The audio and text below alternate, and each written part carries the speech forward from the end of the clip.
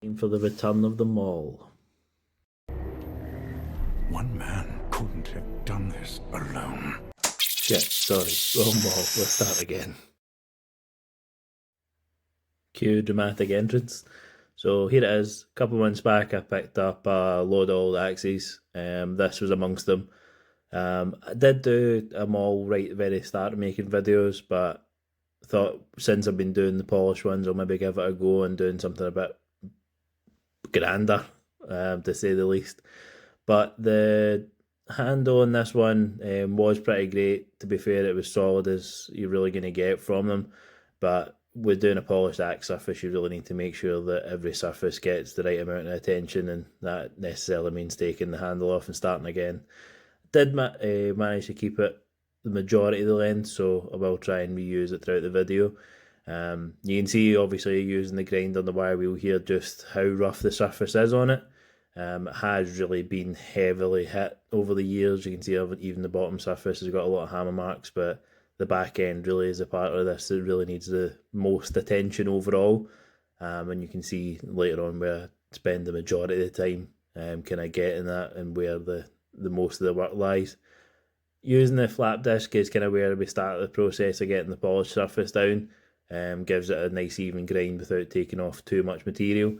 But with a bit harder pressing, you can. And you can see here where I spent several hours, to say the least. I did cut a lot of the clips out because it would have been here all day filming it. It did take at least an hour on the back of this, just there was so many deformities and it had been out of shape from getting battered and abused. Now time for the long bit. So doing polishing sanding now, going from 80 to 2000. Try doing it wet polishing as much as possible, just try and keep the grit out of the paper and keep it going as long as possible. It did take a fair bit. The flap disc did take a lot of the kind of surface scratches, but it did do a lot of damage beforehand. This is the scariest bit. The polishing wheel is not meant for the angle grinder at all, and it is held on there by just hopes and absolute prayers. Yeah, terrifying to say the least. This is just the stage one of the cutting wheels, so they do look great, but most of all, you can really see the most important part of this. Look at the shiny.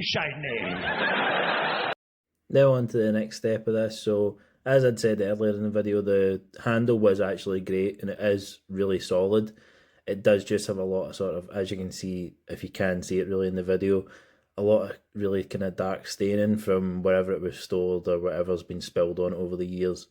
In here you can see me cutting the groove out for the wedges. One thing I really need to add into my arsenal for this really is a bandsaw to make this a much cleaner cut. You can see the tenon saw does a good job, but doesn't do it perfect, and it's hard to kind of get the right angle in it.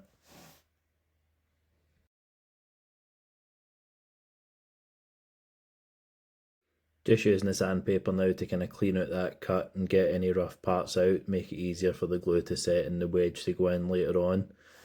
Just form fitting the handle here. One thing really that you do need if you are doing any sort of axe fitting or tool fitting is a spoke shave. It really is one of the most well used tools when I'm doing this. It does take a lot of time, it is time consuming, but it is perfect for it and it doesn't remove too much material if you don't want it to, so it's really versatile. You can see me just kind of tapping it on now, see if it fits. This part is the bit I never really truly understand just how the magic works, just using inertia to get it put on, and don't know if the video catches it, but I do smack myself in the wrist quite a few times with the mallet. Ouch to say the least. Now for the trusty wood glue. So I did pop the head back off and put another groove in just for the side, just to kind of spray out the handle a wee bit more into the head. It does split a wee bit, but I do just trim them off and fill it in there. Here we go with the homebrewed secret sauce for the stain. So this first part is just a more recent mix of steel wool and vinegar. The other one is a well-aged one where I left some of the steel wool in to degrade further over time. As you can see, it does oxidise and it does kind of leave a bit of rust in it. But to be honest, it does well, and I've kind of just added and mixed and retopped up, so the stain's never the exact same every time. First few times, just kind of put it on there and wipe it off, but then I bring out the torch to kind of heat it in.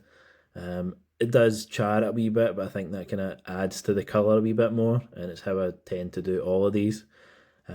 Probably shouldn't do this part inside, but I don't have a vice outside, so time just for fire just to spread absolutely everywhere inside the shed. But as you can see, just sort of repeating process over and over, just setting it back on, burning it into the wood, again just rinse and repeat over and over till you get the desired result, just making sure it's totally dried, and then going in again here for a secondly small char, and then the steel wool and vinegar mix does tend to leave the wood sort of rough and feeling, and it kind of dries it out, especially using the torch. It sort of opens up the pores a bit more in it. But we quick polish to kind of bring it back up, and then on to the part that I like the most, the transformation of it. Linseed oil just getting rubbed in there just to give it a nice smooth finish. Look at the shiny! As Frankie Boyle said, the best. Look at the shiny. So here I go, I'm looking less than impressed after pretty much a day and a half of getting this thing ready. It was a bit more than I anticipated to be, but it worked out well. Look at the shiny! And Instagram ready pics here. Thanks very much for watching, and see you again next time.